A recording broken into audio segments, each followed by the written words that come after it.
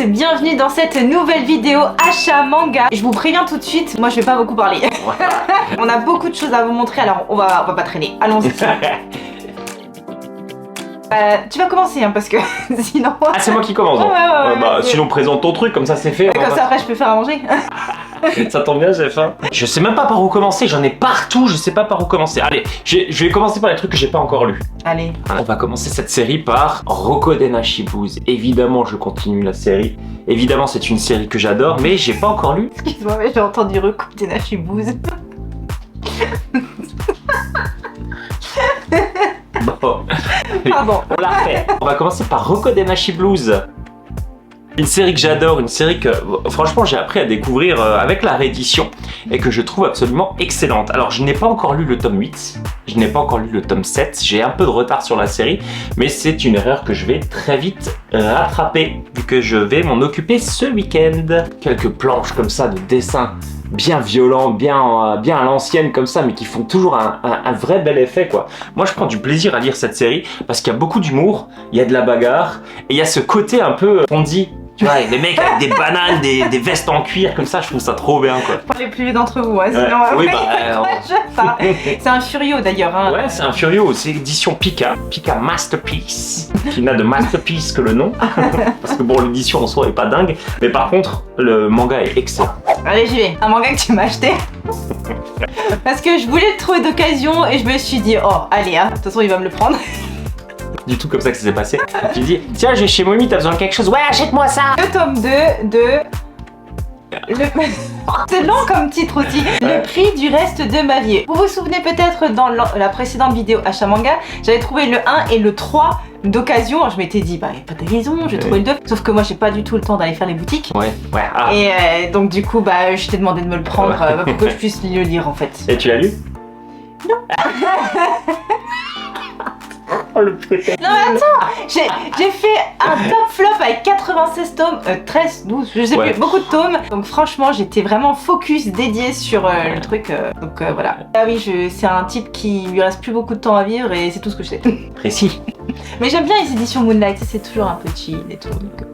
Suivant. Je continue avec un manga un peu nostalgie. J'avais pas spécialement envie de le lire, je les trouve en occasion à Easy Cash à 5 balles. Là je me suis dit allez je vais voir ce que ça donne. Pokémon la grande aventure. Alors là je suis au tome 1 que j'ai trouvé d'occasion et je voulais voir si c'était assez fidèle à l'histoire, à l'animé, aux jeux vidéo, pourquoi pas. Et effectivement c'est très fidèle. On y retrouve tous les protagonistes, tous les Pokémon qu'on connaît, hein. On parle vraiment des 150, 151 premiers. Il a le drôle de gueule Sacha. C'est pas Sacha, c'est Red. Donc on suit les aventures de Red qui est un jeune homme qui a soif d'aventure et qui un jour prend un Pokémon et va faire son tour du monde. Alors évidemment il ne commence pas avec les Pokémon, le starter hein, qu'on connaît tous. Il a déjà quelques petits Pokémon, mais après va se greffer ces différentes aventures. Le reproche que j'ai à faire à ce manga là, c'est que honnêtement si j'avais pas cette nostalgie de Pokémon j'aurais trouvé ça nul. Ah ouais? Ouais parce que en fait pour moi l'univers de Pokémon c'est un univers blindé d'aventures. Tu sais avec du tryhard, des rencontres etc. Et là bah j'ai pas ce sentiment là dans le manga, c'est à dire que il passe d'un combat à l'autre, d'un lieu à un autre, on sait pas ce qui s'est passé entre, on comprend pas trop où il va, pourquoi il va là, on lui dit ah bah ici il se passe ça, bah bouf, c'est comme s'il était téléporté à l'endroit, au dit endroit, alors que justement ce que moi j'attends dans Pokémon c'est cette notion d'aventure quoi. Je veux voir le mec se balader, se prendre des branlées, faire face à la Team Rocket. Ouais, faire face à la Team Rocket. Alors là les combats sont toujours bien, sauf qu'ils sont vite réglés. Il me manque un peu quelque chose sur l'édition de Pokémon là. Je trouve que c'est trop rapide et je comprends pas où va l'auteur. Je comprends pas le déroulement du truc. Ah ouais? C'est un peu décevant. Ouais, 10 € quand même, 9 et tu l'as quand même payé 7 hein. Pas 7, pas 6, ok. Bon, comme je l'ai dit, moi c'est un manga nostalgie, j'étais content de revoir quelques Pokémon, voilà. Mais tu penses que quelqu'un qui connaît pas Pokémon peut apprécier? Bah honnêtement, moi si j'avais pas cette nostalgie, j'aurais pas trouvé ça terrible. Ah, d'accord. Ouais, je le dis franchement. Même pas pour les plus jeunes, je veux dire. Enfin, non. Bah aussi parce qu'il y a du combat mais il se passe rien d'autre. Ouais, peut-être que j'ai passé l'âge aussi tu vois. Ouais. Mais voilà, un peu déçu mais bon, je suis à la fois déçu de ce que j'ai lu mais je suis à la fois content de l'avoir lu quoi. C'est ça, tu vois, c'est vraiment paradoxal ouais. Tu vas prendre les autres ça, si je les trouve en occasion oui je vais pas les acheter neufs, non ça m'étonnerait. Au moins pour finir la première saison là, qui est en 3 volumes doubles, j'en fais vraiment pas une priorité de lecture, quoi. Ok. Ce mois-ci, il y avait une nouveauté, une nouvelle collection qui est la collection gourmet.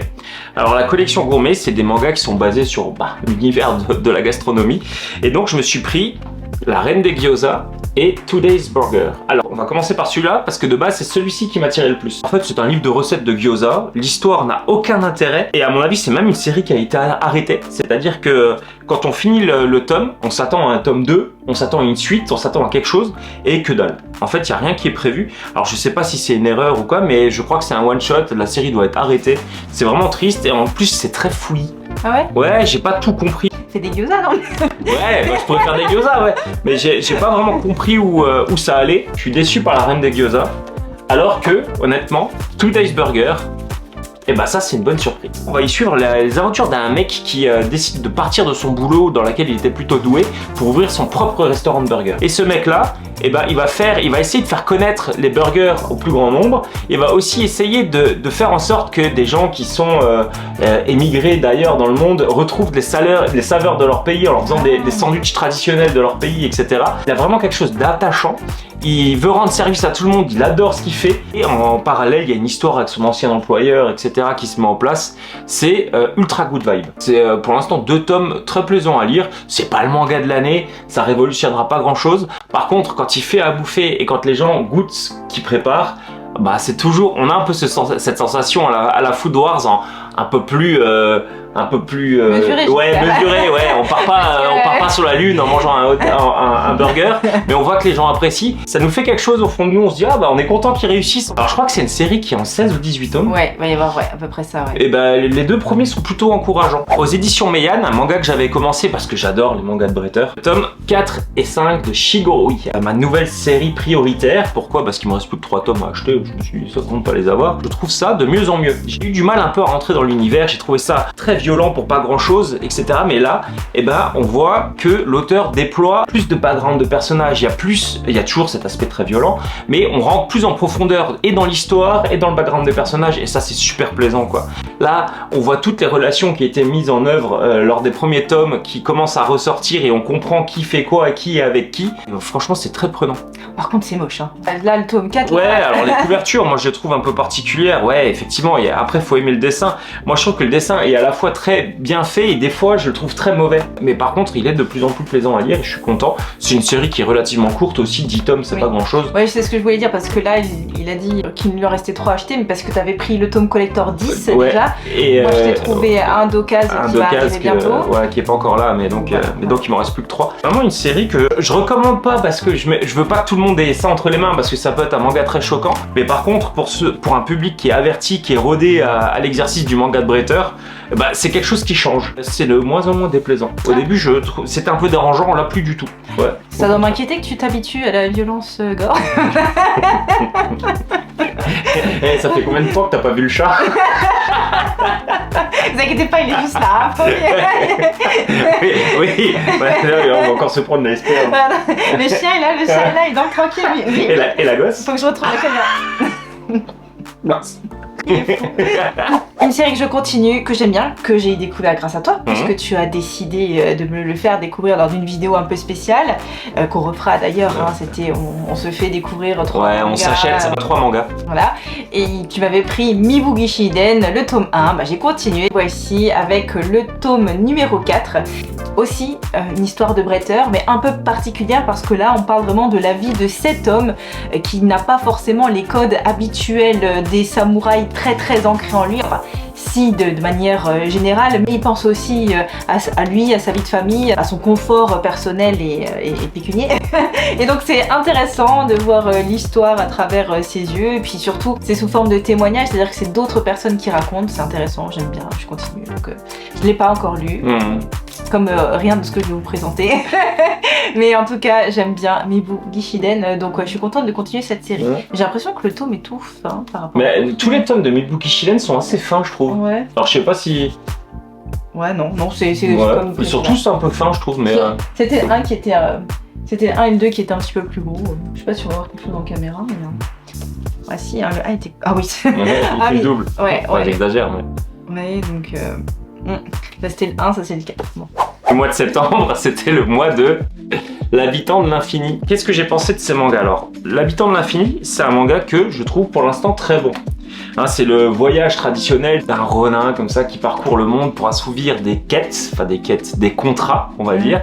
Mais ce qui est particulier avec celui-ci, c'est que il est immortel. Il a ingéré des vers qui fait que chaque fois qu'il est blessé, ces vers en fait le soignent. Tu vois, ils guérissent les chairs, etc.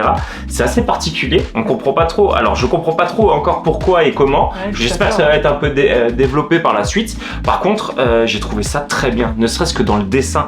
Il y a un dessin comme ça qui est très poussiéreux, très granuleux, qui fait un peu presque... attendez, je regarde juste si je peux vous montrer, pas qu'il y ait un truc qui fait vieux dessin griffonné comme ça, un peu sur la nappe d'un resto. Par contre, tout est très fin dans le trait, tout est très bien dessiné, il y a un très beau contraste dans le dessin, etc. J'ai trouvé ça super pour ça. Si je dois émettre une petite critique pour l'instant à ce tome-là, c'est que j'ai l'impression que notre personnage principal utilise un langage qui est pas de son époque. Ça me dérange un peu. J'ai l'impression qu'on utilise un langage un peu moderne. C'est bizarre. Alors je sais pas si c'est moi qui me fais une fausse idée, mais c'est le seul point, et vraiment c'est un point de détail qui m'a un peu dérangé. Et sinon la deuxième chose qui me dérange, et ça c'est un peu plus, c'est concernant l'édition. Je trouve qu'on n'a vraiment pas un très bon confort de lecture. C'est-à-dire que le tome est trop épais. Vous avez peur un peu de le déplier parce que il y a parfois des bulles qui sont vraiment dans la pliure du manga. Enfin, je sais pas, je trouve pas ça agréable à lire en fait. Mais par contre, voilà, le manga est très bon pour l'instant. Ouais. Et concernant sa réécriture, je crois que c'est une suite. Écoutez, pour l'instant, c'est vraiment dans la même ligne. Il y a juste un dessin qui est un peu plus moderne, mais pour l'instant, j'aime beaucoup. J'aime beaucoup. Et c'est marrant de suivre un peu les deux en parallèle. C'est ce que j'allais te demander, c'est pas gênant de lire en même temps? Non, parce que honnêtement, les deux, on comprend très bien où ils vont, enfin où ça va aller. Et ouais, j'ai trouvé ça très bien. L'habitant de l'infini, c'est une belle découverte. Alors je vais continuer par deux mangas qu'on ne peut pas forcément trouver comme ça dans le commerce et qui ne sont plus pour l'instant disponibles sur internet, mais que vous allez bientôt pouvoir retrouver. Je parle du tome 1 et du tome 2 de Red Flower Stories. Première série de Louis, qui est l'auteur de Red Flower que vous devez connaître chez Glénat. Et en fait, cette série-là, c'est une série qu'il a auto-éditée, c'est-à-dire que on lui doit absolument tout. Il n'est pas édité par un éditeur, c'est lui qui a fait tout le taf et honnêtement, c'est excellent. J'ai eu l'occasion donc d'acheter ces deux tomes-là lors d'une séance de dédicaces qu'il a fait à Metz. J'ai eu ma petite dédicace sur mon tome de Red Flower et en fait, ce que j'ai apprécié avec Red Flower Stories, c'est que quand vous avez acheté Red Flower et que vous l'avez lu, et ben c'est une série de mangas qui répond à pas mal de questions que vous pouvez avoir après la lecture du tome 1. Et ça c'est super. J'ai beaucoup aimé les lire, ça se lit relativement vite, mais ça donne plein d'infos. Le dessin est toujours très beau et là-dessus bravo à Louis parce que son dessin est ultra propre. Les aventures sont très bien narrées. C'est ultra prenant et en plus vous avez quelques pages où il vous explique vraiment d'où vient le conte, d'où vient la légende et je trouve que ça c'est vraiment très bien à lire après ça. Donc bravo et honnêtement lisez Red Flower, en plus c'est un manga français fait par un mec ultra sympa et je remercie encore à l'époque, c'était Ed Le Fou qui nous avait fait cette recommandation et honnêtement il s'est pas trompé, c'est très très bon. Ce mois-ci je me suis pris également deux nouveautés. Alors deux nouveautés que j'avais absolument pas prévu de lire. Mais je suis passé devant, je me suis fait avoir un peu par le marketing. Hein. Ça m'étonne pas, les jaquettes m'ont eu complètement. Alors la première, Kaiju Defense Force. Alors on va y suivre les aventures de Konoe, qui est une jeune femme, une jeune adulte, qui part avec sa grand-mère sur un bateau de plaisance. Et lors de leur croisière, elle fête un peu la fin de ses études et puis son entrée dans les forces d'autodéfense japonaises, qui est un peu l'équivalent de l'armée. Sauf que la croisière ne va pas se passer comme prévu, elle va se retrouver nez à nez avec un kaiju qui vraiment affole le monde. Konoe va se retrouver au cœur de cette histoire puisque en tant que future recrue des forces d'autodéfense, elle va être contactée par l'armée pour leur donner des informations, elle qui est sur site. Et donc pour l'instant c'est ça qu'on apprend, c'est ça qu'on voit et c'est très bien fait. C'est-à-dire que c'est... L'histoire a rien d'extraordinaire, par contre vous êtes happé par le truc. Parce qu'on ressent un peu la terreur, c'est comme si vous étiez un peu dans le Titanic, c'est-à-dire qu'un bateau qui est sur le point de couler, etc.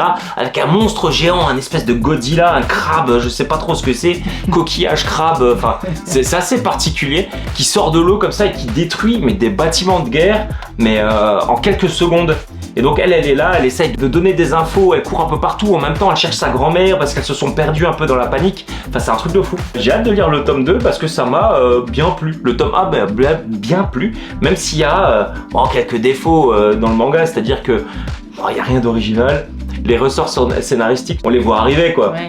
Mais par contre, vous êtes pris dans l'intrigue quoi. Et ça c'est plutôt cool. Et en plus, cette jeune femme, elle a l'air plutôt badass. C'est-à-dire que elle en fait ni trop ni pas assez, c'est-à-dire qu'on voit qu'elle a quand même peur, qu'elle sait pas trop ce qu'elle fait, mais en même temps elle va au charbon et elle a envie de se dévouer et de se sacrifier un peu pour défendre le plus de personnes possible. Donc j'ai trouvé ça très intéressant. Pourquoi pas? Bateau Usine de chez Vaga Dupuis. Alors Bateau Usine, là c'est un peu plus dark. C'est une œuvre SF déjà de base et on va y suivre des bateaux, mais cette fois-ci il n'y a plus d'eau. Toute l'eau s'est évaporée et en fait toutes les créatures marines etc sont dans l'air ou sur terre etc. Enfin vraiment toute l'océan s'est un peu évaporé et en fait il y a des bateaux qui volent comme ça et qui vont chasser ces créatures marines pour faire de la bouffe. On voit des mecs comme ça qui vivent dans des conditions déplorables à devoir aller chasser à main nue des créatures qui sont beaucoup plus balèzes, plus fortes qu'eux, donc énormément de personnes décèdent. C'est extrait d'un roman visiblement qui était là pour dénoncer les conditions de pêche sur les chalutiers japonais au début des années 1900 il me semble. En plus il y a une espèce de capitaine de ce bateau là qui a un uniforme qui est pas sans rappeler, tu sais, noir comme ça pendant les années sombres. Donc vraiment c'était un manga très sombre, très sombre, à ne pas mettre entre toutes les mains.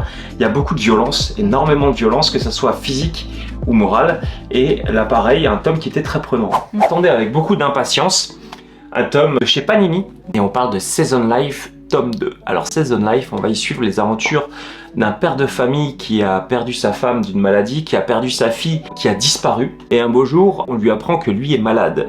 Le même jour où il apprend que lui est malade et qu'il lui reste 6 mois à vivre, on retrouve la dépouille de sa fille, et on apprend que elle aussi, il reste 6 mois avant que le délai de prescription de son crime passe. Donc il va se jeter corps et âme à la recherche du meurtrier de sa fille. Et donc le tome 2, c'est le dénouement de l'histoire.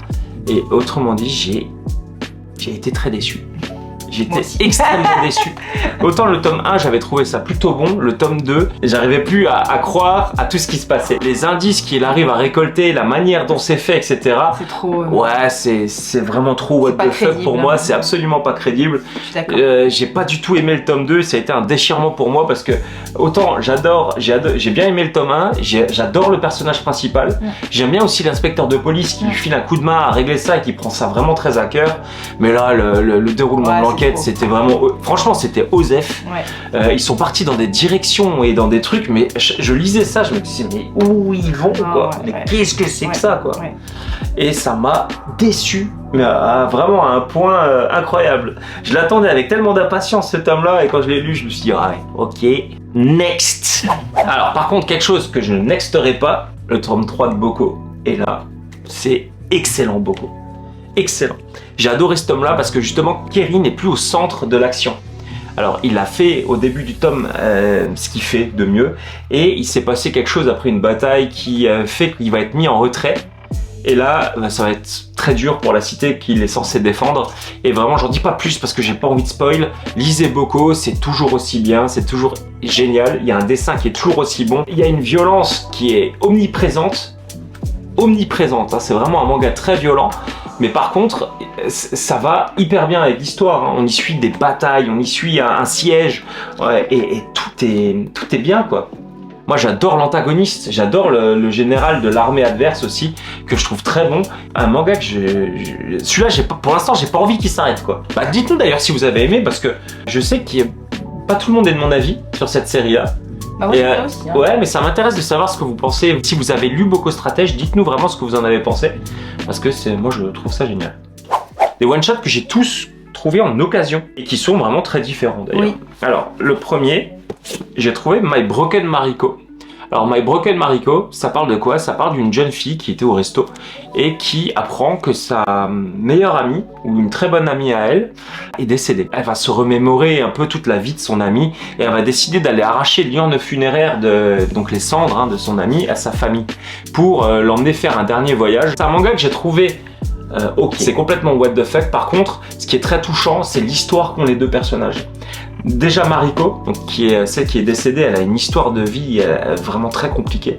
La pauvre, on voit qu'elle a souffert, etc. Et son amie, justement, s'en veut qu'elle ait eu une telle vie sans avoir pu l'aider, etc. Donc elle décide de faire ce dernier voyage qui se passe pas tout à fait comme prévu. Par contre, c'est très touchant. C'est pas mal. C'est pas un manga que je recommanderais forcément. C'est pas, n'en faites pas une priorité de lecture numéro 1. Par contre, si vous le trouvez et que et puis c'est un one shot, vous prenez pas de risque. Et c'était pas nul, mais c'était pas génial. Voilà. Contrairement à ça, qui était absolument génial. Un ciel radio de Taniguchi. Alors Taniguchi, plus on en lit, plus on aime ça. Honnêtement, et celui-ci, je crois que c'est celui que j'ai préféré, que j'ai lu pour l'instant. On parle d'un accident entre un jeune homme en mobilette et puis un père de famille qui allait travailler. Et le père de famille décède. Il décède, mais en fait, son esprit va rester dans le corps du jeune homme. D'accord. C'est comme s'il y avait eu un transfert. Mais sauf que donc le jeune homme se réveille avec l'esprit du quarantenaire, père de famille, et ce quarantenaire-là va essayer de se servir du corps de jeune homme pour aller revoir sa famille. Sauf qu'au fur et à mesure, plus le temps passe, plus l'esprit du jeune homme revient. Et au final, ils vont cohabiter. Les deux vont cohabiter. La fin du manga, elle est extraordinaire. Extraordinaire. J'ai rarement vu un manga qui m'a laissé comme ça sur le cul. C'était génial. Il y a vraiment ce côté slice of life, ce côté relation qu'il va y avoir entre ce quarantenaire et puis le jeune homme qui l'a tué en gros. Enfin, c'était génial. J'ai tout aimé. Il n'y a rien à acheter. Un dessin toujours ultra old school. Des bulles, des cases comme ça qui peuvent paraître vides, mais qui sont toujours pleines de sens. Et ça, c'est génial. Donc, toujours au rayon des one-shots, le mandala de feu aux éditions Mangetsu, un manga particulier. On va y suivre en fait un peintre je m'y attendais pas. Mandala de feu. Je m'attendais des ninjas, un pompier. On va y suivre en fait les aventures d'un peintre qui, pour l'instant, n'est pas, au début en tout cas, n'est pas couvert de succès, quoi. D'accord. Sauf qu'un jour, il va avoir un pied dans les châteaux impériaux. Il va commencer à faire en fait des peintures, des décors, des fresques pour le shogun. Et là, on va en fait avoir sa vision, son travail, cette introspection. L'introspection de ce mec qui est parti de rien pour réussir, mais il va réfléchir à tout ce qu'il a dû laisser sur le côté, tout ce que ça lui a coûté, les sacrifices qu'il a fait. C'est vraiment pas mal. Ça vous force un peu à réfléchir. Et pourquoi pas mal? Il manque quoi dedans? J'ai trouvé ça un peu court en fait. Ah justement, le reproche que j'ai, c'est peut-être que c'est un one shot. Ça aurait été un peu mieux si ça avait été un peu plus détaillé. Moi, j'aurais aimé en savoir plus sur ce mec-là. Et sur sa famille. Et sur son métier. Et ensuite, on continue. Hop, les Gutanabe. Avec celui qui hantait les ténèbres et The Outsider. Alors, de quoi ça parle? Celui qui hantait les ténèbres, c'est quelque chose qui est très bien parce que en fait, dans la ville de Providence, on va avoir un artiste qui s'implante dans cette ville. Et lorsqu'il est dans son bureau, il a une vision directe comme ça sur une vieille église, cathédrale, enfin, on sait pas trop. Et donc un jour, pris de curiosité, il a envie d'aller visiter cette église. Donc il marche, il y va à pied, et là il pose un peu des questions aux habitants de la ville qui tous lui déconseillent d'y aller parce que y a une malédiction, il y a quelque chose de pas net qui s'y déroule. Donc il décide d'y aller, et puis bon, Gutanabe dans le texte, il y a quelque chose de pas net qui s'y déroule. Ça a l'air d'être assez rapide à lire. Alors c'est rapide à lire, c'est assez fin, par contre c'est ultra prenant, et la fin, moi je m'y attendais pas. Donc j'ai passé un excellent moment comme à chaque fois avec Gutanabe. The Outsider, c'est pareil, c'est un recueil d'histoires en fait, qui est adapté de plusieurs récits issus de plusieurs cultures. Et là pareil, c'est du Gutanabe, c'est de la violence, c'est des esprits, c'est un dessin qui est toujours aussi beau. Alors là par contre, il faut vraiment éviter. C'est un peu bizarre aussi. Ouais, mais il y a tout, il y a des monstres, il y a tout comme d'habitude. Alors là, je montre rien parce que à chaque page, il y a quelque chose d'un peu douteux. Ça fait pas partie des œuvres très connues de Gutanabe. J'en entendais jamais parler d'ailleurs, mais par contre j'ai beaucoup aimé le lire. Et j'aime bien le fait que ce soit un recueil. Parce qu'on passe vraiment dans plein d'univers différents, mais toujours avec cette touche Gutanabe qui est géniale. Allez, à ton tour, vas-y. Bon allez, parce que j'en ai marre. Ça va t'écouter 5 minutes, mais moi aussi j'ai envie d'avoir mon petit quart d'heure. Surtout que ce craquage, on va appeler ça comme ça, disons, fait suite à mon honneur qui a été égratigné. qui a été bafoué. lors de la vidéo objectif, enfin le point sur nos objectifs, parce que bon, c'était pas fameux de mon côté. Et je me suis dit là, non, là vous... Réagis. Ouais, prends-toi en main. Il fallait que je fasse quelque chose. Ouais. Et en plus de ça, bon, c'est un peu grâce à vous aussi, vous m'avez filé un petit coup de pouce parce que vous avez commandé avec mon code Rakuten, qui vous permettait, et qui vous permet toujours d'ailleurs, hein, si ça vous intéresse, de gagner 10 € sur votre première commande de 20 € sur le site. Et moi, je reçois aussi 10 points à dépenser. Et du coup, j'avais quelques points et je me suis dit, bon, profite de cette commande, vas-y, lance-toi, achète tout. Et donc, j'ai pris l'intégralité de ce qui me manquait, des Beastars. Ça y est, ils sont tous là, donc je vais finir. Ouais. Donc déjà, l'achat c'est fait. Ouais, là on peut cocher déjà le fait que tu aies acheté des Beastars. Donc tous les Beastars. Maintenant il faut les lire, et je vais les lire bien entendu. Beastars, c'est une histoire assez originale, enfin originale dans la forme, puisque ce sont des jeunes étudiants qui sont, comment on dit, anthropomorphes, non, enfin bref, ce sont des animaux qui vivent comme des humains, ils vont à l'école et tout, et ils doivent vivre tous ensemble, donc avec des carnivores et des herbivores, et donc il y a évidemment plein de choses qui se passent. J'ai lu pour l'instant les 6 premiers tomes, et donc je vais continuer avec plaisir, parce que maintenant j'ai tout. Ouais, ça y est, tu peux te lancer corps et âme dans cette lecture. Ça y est, je peux y aller. Ouais, c'est bien. Ah, je suis contente, de toute façon j'avais envie de le faire. Merci. Merci, du coup j'ai dépensé beaucoup de sous aussi. Mais non, je suis contente parce que je vais pouvoir tout lire et voilà. Et le prochain objectif, c'est quoi du coup? Il me reste encore 6 tomes. Ouh.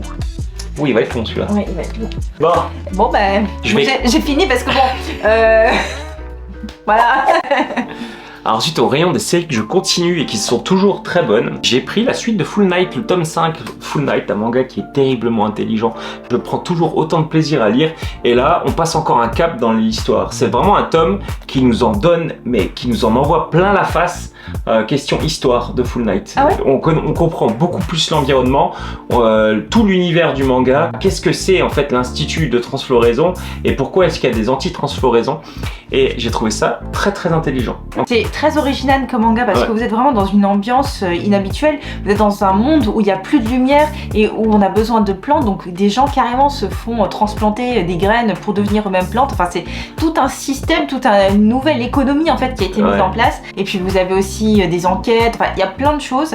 Et j'ai pas encore lu ce tome là, mais je vais pas tarder. C'est très noir, hein. C'est extrêmement noir. Ah, oui. C'est sombre. Il y a pas de, rendez-vous compte, il y a pas de soleil, il y a pas de, on parle que de meurtre. Je vais montrer un peu les pages. On parle que de meurtre, de décès. Il y a des petites intrigues. Il y a un peu de slice of life de temps en temps. Que tout le monde a fait la gueule.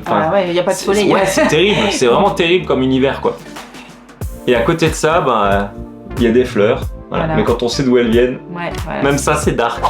Ensuite j'ai continué un de mes mangas favoris, un de mes mangas chouchou, Genesis. Alors là, Genesis, on est parti dans un délire. Alors on n'est plus du tout dans la survie, on est vraiment dans un combat idéologique maintenant. J'en dis pas plus, j'ai pas envie d'en... J'ai pas envie... ça chez Mammouth dans Genesis, oui. J'ai pas envie de... ne montre rien, hein, parce que sinon ça va spoil... ça va spoil terriblement les gens qui n'ont pas encore lu ce tome-là. Attends, mais je vais quand même montrer une mais image. c'est terrible quoi, ce qui se passe. Et justement, moi, je suis complètement intrigué. Je sais pas où je vais avec ce manga. J'arrive pas à dire si j'ai aimé ou pas aimé ce tome 9. Ah bon? Ouais, alors que j'adore les 8 premiers. Celui-ci, alors j'ai à la fois aimé parce que ça reste un peu dans la même veine, et puis j'aime toujours Taiga, ce héros qui est complètement fou, mais justement là il commence à devenir fou, et les antagonistes qui sont en train d'arriver là, moi ils me foutent les boules, je sais pas où va Kujimori avec ce manga quoi. Il y a le 10 qui sort bientôt. Il y a le 10 qui sort bientôt et vraiment ça va être un manga charnière je pense, j'ai hâte de le lire. En attendant, moi je suis content d'avoir lu ces 2 séries là. J'arrêterai jamais d'en dire du bien. Voilà, c'est clair, c'est mon auteur favori de tout ce que je lis. Il n'y a rien qui est aussi bon que du Kaneko. Et là, je me suis fait l'intégrale de Search and Destroy, qui est un intégral en 3 tomes. C'est une réadaptation qu'a fait Kaneko de l'œuvre d'Ororo d'Osamu Tezuka. Et cette œuvre-là, alors j'ai pas lu l'original de Tezuka, c'est quelque chose que je vais très vite réparer parce que Kaneko m'a donné envie de lire l'œuvre originale de Tezuka. Et là, en fait, on va y suivre les aventures de Doro, qui est un jeune voyou, garnement comme ça. Son métier, c'est de voleur, quoi. Et qui vit dans un monde et dans une ville qui est partagée en 2. Donc vous avez et les humains et des robots. Et en fait, les robots font les tâches que les humains n'ont pas envie de faire. Doro va faire la rencontre, alors je ne décris pas comment, d'une jeune femme qui est mi-humain, mi-robot. Et en fait, elle va s'apercevoir que des robots ont pris possession de son corps et qu'il y a un certain nombre de robots qui ont chacun une partie de son corps à elle. Donc certains ont ses bras, ses jambes, ses yeux, etc. Donc elle va se mettre à la recherche de tous ces robots pour reconstituer son corps. D'accord. C'est d'une noirceur et d'une violence. Mais là aussi, j'ai que lu des trucs violents ce mois-ci, c'est incroyable. Il n'a pas réadapté Dororo pour rien. Je pense que l'œuvre se prête parfaitement au style Kaneko. Et quand vous lisez ça, ça met vraiment une grosse baffe. Alors là, je vous montre aucune planche parce que je crois qu'il n'y a pas 2 cases de suite où il n'y a pas de la violence. Où c'est très rare. C'est une œuvre qui se lit relativement vite. Ça se lit très vite, parce que vous êtes happé dans le truc et parce que une fois que vous mettez le nez dans un des bouquins, vous pouvez plus sortir du truc. C'est incroyablement bien fait et surtout il y a une morale à la fin et on peut pas faire une morale plus Kaneko, encore une fois. Je crois que l'œuvre de Tezuka, elle était faite pour que Kaneko la réadapte. Vraiment, j'ai adoré ces 3 bouquins. J'ai tellement adoré d'ailleurs que je me suis lancé dans la lecture de Desco. J'ai déjà acheté l'intégrale, je vous montrerai ça au prochain achat manga et c'est trop bien. Kaneko, c'est trop bien. Lisez Kaneko, je le redirai pas assez. Calme-toi, calme-toi. Non, j'arrive pas à me calmer. Moi, je vais te confisquer ces bouquins. Non. Et là, le dernier manga que j'ai à vous présenter, que j'ai acheté, pareil, parce que j'ai pas su m'arrêter une fois que j'ai laissé traîner cette série trop longtemps. Tout ce qui me manquait de Blue Giant. Je l'ai lu pour avoir mon avis sur Blue Giant. Voilà, je vais pas m'étendre dessus dans cette vidéo-là. Je vous incite à aller voir la vidéo qu'on a fait sur notre sélection du mois dernier. Mais Blue Giant, c'est génial. Pourquoi? Parce que Dai Miyamoto, justement. Et ce personnage-là, moi j'ai envie de le suivre. J'ai envie de voir où il va aller. J'ai envie de voir ce qu'il fait. Et j'ai envie de le voir évoluer, quoi. J'adore ce personnage. Ça fait franchement, je pense que c'est un de mes héros de manga préférés. Hein. Alors, il est tellement classe. Il joue du saxophone. Hein. Voilà. Voilà. Oui, alors je fais court, mais bon, tu l'as pas dit. Donc, ouais, en fait, c'est un jeune homme qui se prend de passion pour le jazz et qui va donner et dédier sa vie au jazz et au saxophone. Tu veux dire quelque chose? J'ai un peu faim. D'ailleurs, tu ne veux pas partir faire à manger? Ouais, je m'en vais chercher pizza. Terminé pour aujourd'hui, c'est déjà pas mal. C'est déjà trop. Comme vous pouvez le voir juste derrière nous. N'hésitez pas à nous dire quels sont vos achats à vous, en tout cas ceux qui vous auront le plus plu. N'hésitez pas bien sûr à vous abonner bien sûr à la chaîne, on grandit tous ensemble, ça fait super plaisir de voir que vous nous soutenez par ce moyen. On a aussi nos réseaux sociaux, les Instagram d'Adrien, Sélection Manga, et moi je sais même pas, c'est Sélection Manga tout court je crois. Ok, je suis vachement au courant. Et notre Discord aussi, on s'amuse pas mal. Et donc voilà, merci à tous. Allez voir la vidéo dont vous a parlé notre sélection du mois où on parle de Blue Giant et de ma sélection à moi aussi, y a pas de raison. Et puis voilà, à très bientôt pour la prochaine vidéo. Salut. Ciao. Ciao.